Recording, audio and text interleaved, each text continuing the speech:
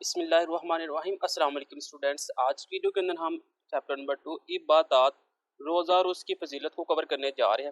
اس سے پہلے تمام چیپٹر کی ویڈیو آپ کو اس ویڈیو کے ڈسکرپشن میں مل جائے گی، آپ سے جا کے وزٹ کر سکتے ہیں۔ تو چیپٹر کو سٹارٹ کرتے ہیں۔ دین اسلام کے مطابق صبح صادق سے لے کر غروب آفتاب تک کھانے پینے اور نفسیاتی خواہش سے اپنے آپ کو اللہ تعالیٰ کی خاطر روکے رکھنا روزہ کہلاتا ہے۔ اب روزہ کیا ہے؟ دین اسلام کے مطابق صبح صادق سے لے کر غروب آفتاب تک کھانا پینا اور نفسانی خواہشات کے اندر تمام وہ چیزیں آ جاتی ہیں جو برائی کی طرف لے کر جانے میں ہمیں مدد کرتی ہے۔ ان تمام چیزوں کو روکے رکھنا اللہ کی خاطر روزہ کہلاتا ہے۔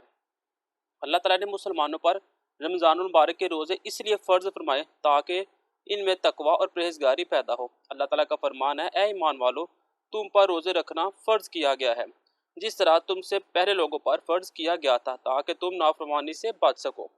اب روزہ صرف ہمارے اوپر نہیں فرض، روزہ ہم سے پہلے لوگوں کو بھی فرض تھا، اور فرض ہوتا ہے کہ آپ نے یہ چیز کرنی ہی کرنی ہے۔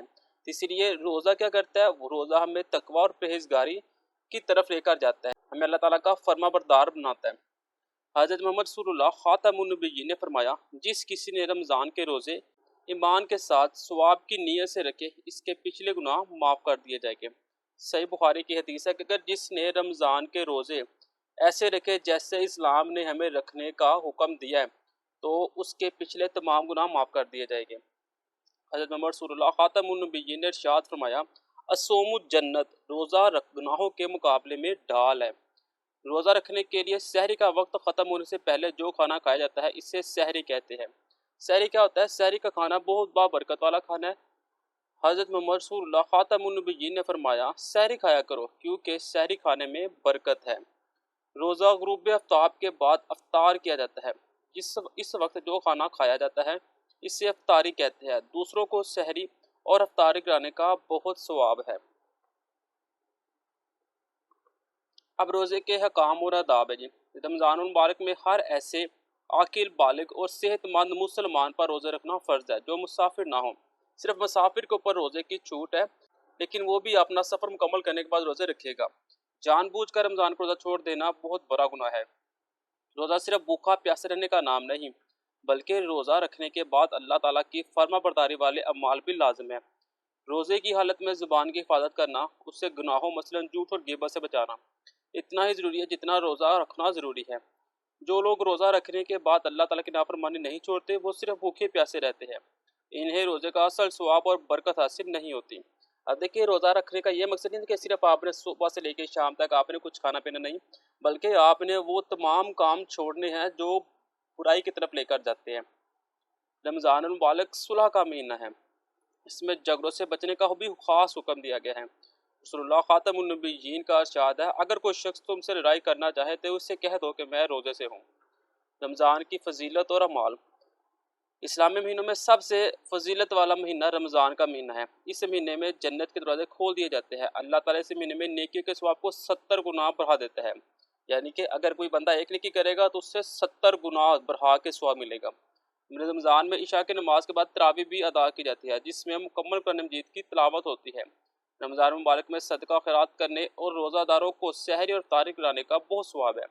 جو شخص کسی کو روزہ افطار کراتا ہے تو اسے روزہ دار کے برابر ثواب عطا کیا جاتا ہے، اور روزہ دار کے ثواب میں بھی کوئی کمی نہیں کی جاتی۔ دیکھیں کتنا بڑا اجر ہے کہ اگر کوئی بندہ کسی روزہ دار کا روزہ افطار کرواتا ہے۔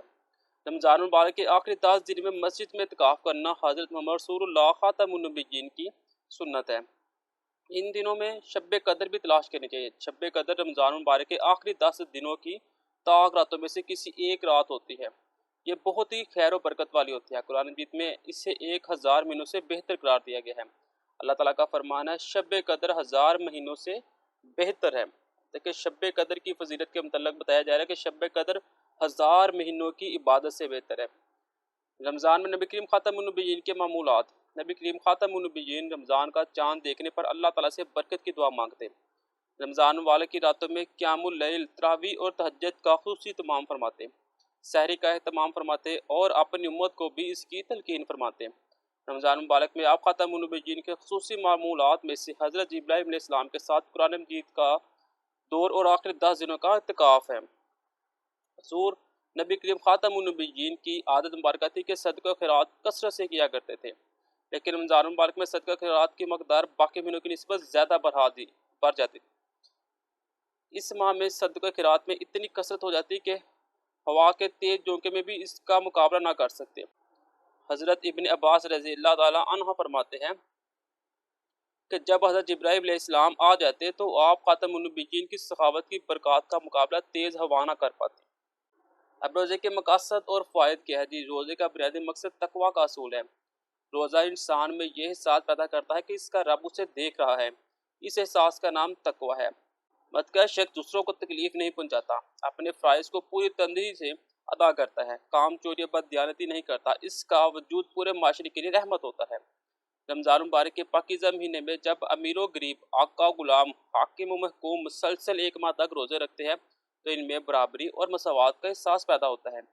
एक ही वक्त में सहर और एक ही वक्त में इफ्तार माशरे में बराबरी का जज्बा पैदा करता है और अमीर व गरीब का फ़र्क मिट जाता है।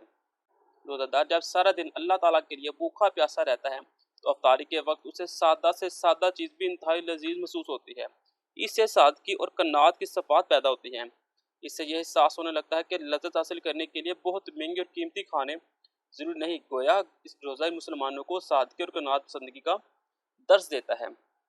मैदे का हर वक्त भरा रहना बहुत सी बीमारियों को जन्म देता है।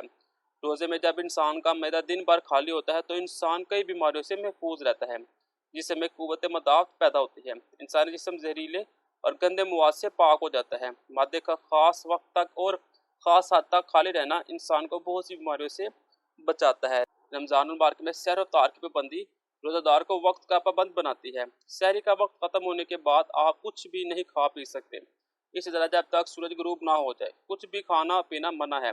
अगर ऐसा किया जाए तो रोज़ा टूट जाता है। वक्त के बारे में यह एहतियात हमारी ज़िंदगी में नज़्म व ज़ब्त पैदा करती है। अल्लाह ताला को खुश करने के लिए हमें रमज़ान मुबारक के महीने में ज़्यादा से ज़्यादा नेक काम करने की कोशिश करनी चाहिए।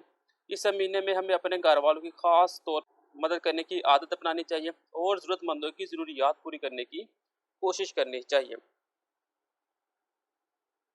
नेक्स्ट मेरे पास मशक है। मशक के अंदर पहला सवाल है, अल्लाह ताला ने मुसलमानों पर रोज़े फ़र्ज़ फरमाए हैं रमज़ान के।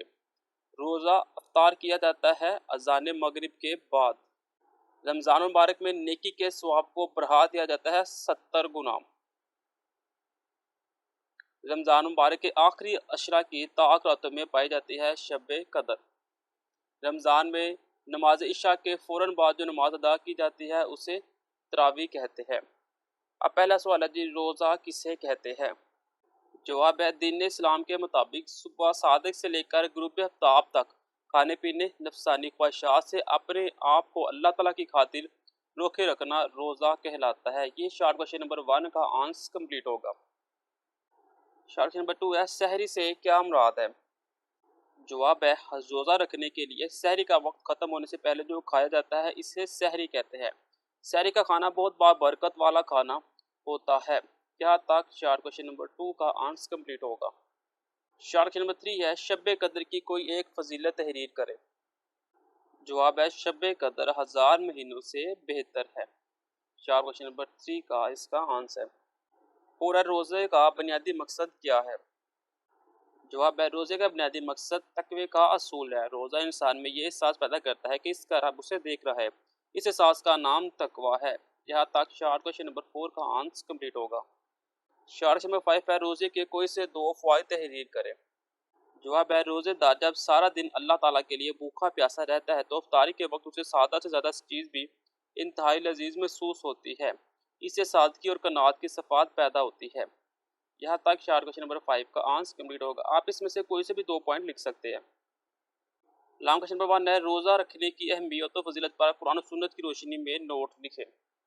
तो लॉन्ग क्वेश्चन नंबर 1 का आंसर आपने यहाँ से स्टार्ट करना है। लॉन्ग क्वेश्चन नंबर 1 का आंसर आपने यहाँ से स्टार्ट करना है। दीन इस्लाम के मुताबिक सुबह सादिक से लेकर गुरूब आफ्ताब तक खाने पीने और नुकसानी ख्वाहिश से अपने आप को अल्लाह ताला की खातिर रोके रखना रोज़ा कहलाता है। ये पॉइंट लिखना है।